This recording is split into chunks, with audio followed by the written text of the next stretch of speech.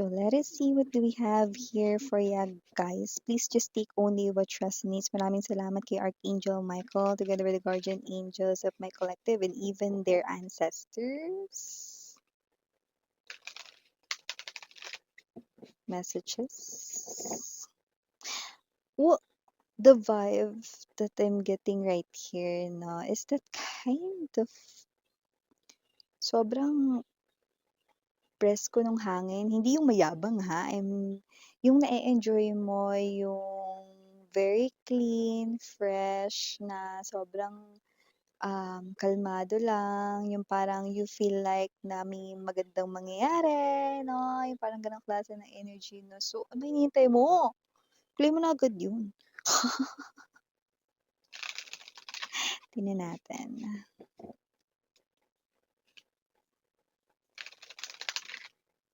Hoxie, don't tell me you're in love or someone's in love.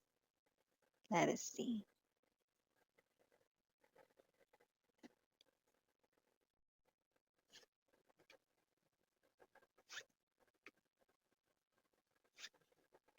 Oh, the heartthrob is here.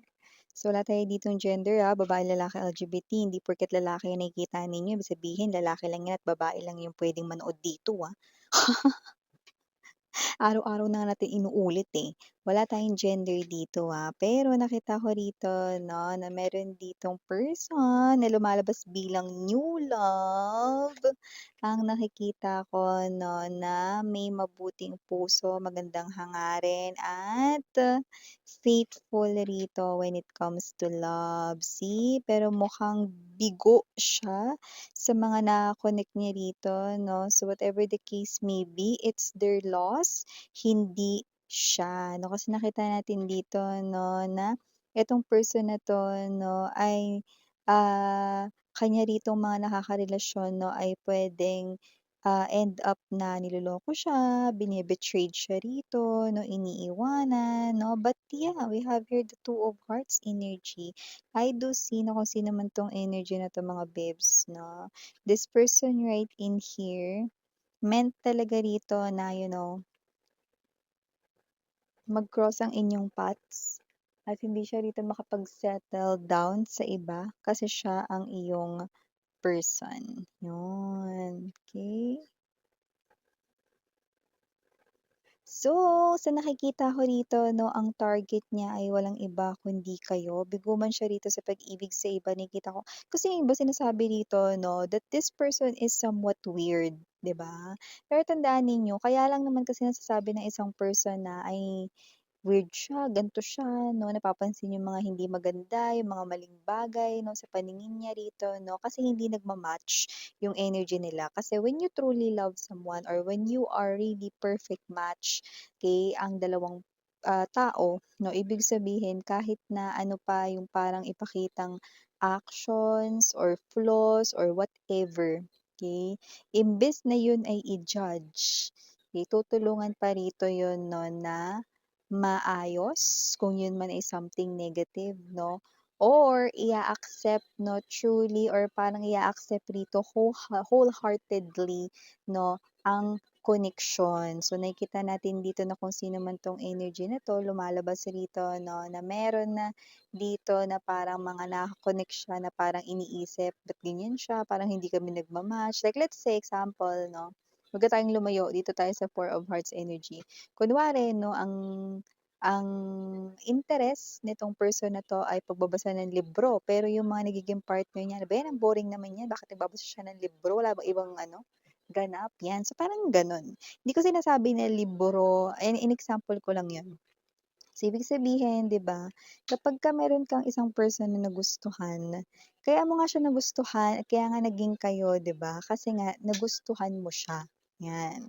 So, ibig sabihin dapat ang nagustuhan mo siya, hindi mo siya babaguhin kung wala ka naman nakikitang pagkakamali or mali sa kanyang ugali, okey? Kung mali yung ugali yun, 'di ba? Pero yung parang ganito na parang ano ba naman yun, pati ba naman yung mga hobbies, interests 'no, kailangan pa ritong baguhin. Parang wala na yun sa lugar, parang binabago mo na siya, 'yan. So, hindi tama na porket nasa loob ng isang relationship ay iju-judge na yung partner mo 'no, or parang babaguhin mo siya kahit hindi naman dapat baguhin yung mga kinahiligan or kinasanayan niyang gawin, okay. So, yun ay maling-mali 'no. So, parang ang energy imbes na magkaroon dito ng harmonious connection 'no, dun sa mga nakaka-connect niya, hindi nagwo-workout kasi umaalis din yung mga yon 'no, hindi natatagalan ito 'no. Parang laging ganito, parang laging like let's say, if 100% 'no, ang pinaka-todo laging puwedeng 98%, 99%. Sinasabi nila nung mga nangiiwan sa kanya rito na parang, okey sana siya, okey sana siya, kaso ganyan siya. 'Yan, may mga bagay silang parang iniisip na kulang pero wala akong nakikita rito na kulang tungkol doon. Okay, sorry about that commercial mga babes. Tuloy na natin itong pinag-uusapan natin dito. So, kasi naman 'tong energy na 'to na lumalabas rito na parang, may sinasabi silang kulang or whatsoever 'no, kasi nga hindi sila ang perfect match, 'di ba? At saka masyadong mabait itong person na 'to 'no, parasitahin sila. Masyadong mga judgmental yung mga naka-connect niya rito 'no, pero siya mga babes 'no, tanggap niya yang mga 'yan, 'di ba? Akala mo naman ang perfect ng mga naka-connect niya rito, eh, with the ten of, spades energy 'no, sila pa nga ito na lumayo kasi nagloko, may ginawa ritong hindi maganda. So, whatever the case may be, tama lang na dumisconnect sila rito 'no. Sila yung laging unang nagsasabi ng, "Break na tayo kasi ganito ka, ganyan ka." 'Yan 'no, marami silang magan, dami silang kuda, dami nilang reklamo, pero sa totoo lang ang dami din namang mabaho sa ugali nila. Gano'n yung energies 'no. Pero yeah, kung sino man 'tong energy na 'to nakikita natin dito that this person right in here 'no, parang lagi siyang iniiwang luhaan, nasasaktan 'no, okay. Pero nakita ko rito that this is your person here 'no. Alam mo hindi ka talaga mapapanatag or hindi mo talaga mahahanap yung real love kapag wala ka dun sa perfect match mo talaga 'no. So ito na nga, 'di ba, ang makakatama rito 'no, sa puso mo at sa puso niya. Ikaw kasi medyo hindi naman sa high standards ka, okay, sa yung mga, gusto sa isang, partner. Pero nakikita ko dito 'no, na pasok sa banga itong person na ito. Kaya nakikita natin dito 'no, na eto yung next mong maa-attract in love at wag ka, yang next na yan na maa-attract mo in love ay ang love na magsi-stay ka na. Yun 'no. So with the Chariot and there's this Seven of Diamonds energy, I do see that you are really the perfect match for this person here. The heartthrob ay coming your way. This is a new person, new love, brand new person right in here. Sweetheart! So yun na nga, nabatiin muna natin pala bago magkalimutan 'no, ang lahat. Hi and hello sa ating mga bagong viewers, new subscribers, my name is Yan. Returning Eastern buyers, thank you sa inyong walang sawang love and support for me. Kung di niyo pa alam, meron pa po tayong, other channel link down below lang sa ating description box. If interested, just click that link para makarating po kayo there everyday. Nag-upload din tayo ng collective readings for all signs doon and thank you so much sa inyong undying love and warm support. And yes, no wala tayong gender dito, babae, lalaki, LGBT. There's also a possibility na mag-switch ng roles. Why? Because this is general reading. And at the end of the day, lahat ay may free will na free mong gamitin anytime, anywhere. Plus, this is timeless. When we say timeless, pwede nangyari na sa iba, nangyayari na ngayon, sa iba ay mangyayari pa lang. Kaya naman na just take only what resonates. But here, malinaw na malinaw that this heartthrob ay yours. Okay? This lady, this woman, this man, okay? Kung sino man ito na LGBTQs, this is your perfect match. This is your person. Okay? Yung nakikita ng iba na hindi maganda sa kanya, may kulang daw. Yung iba nakikita lang siya bilang, ay, 98%, na ganyan, 95%, 97, 99, yan, no? Pero ikaw, gusto mo siyang bigyan at bibigyan mo siya rito ng 101%. See? So, see how you two will match each other, no? So, nakita ko dito in just a short period of time, you will fall in love with this new person, you know? Center or core of the reading is the meeting, yun. Ito yung meeting na hindi ka makikinig kung may lecturer man. Ito yung klase ng meeting na gusto mong i-extend yung oras at panahon, yung ayaw mong matapos. So, nakikita natin dito, no, that you are really perfect match. You also have here past life encounterments, and I do see that both of you ay mag-e-effort dito sa connection na to. This person will give you anything and everything dito, no? Not just the um, material things, okay? But more likely his or her precious time, quality time, bonding moments, sinikita natin dito. And with the Ten of Coins, wow, this person here will also help you to grow. You will discover and learn from each other, and as nakikilala ninyo ang isa't isa, mas lalo kayo naglalapit. The Ten of Coins energy, you will build a home. Not a house, but a home. You will build the connection here, no? And with the Four of Clover energy, I do see that this will lead dito, no, sa marriage and yung tibay ng sumpaan ng inyong kasal. Ayan, no. So, nakikita natin dito na wala tayong gender by lalaki LGBT. This is that kind of love that you will cherish forever. And when we say heart love, no, bonus points na may itsura din siya. Yun. So, I do see mga babes, hindi nyo naiisipin dito kung ano mag-iitsura anak nyo. Dahil matik, magandang bata ang lalabas diyan. Yan 'no, mapababae, mapalalaki 'no, yan. And yes, for the LGBTQs of course, okay, mga babes, I do see that whoever this energy is, na this person right in here, no, physically attractive.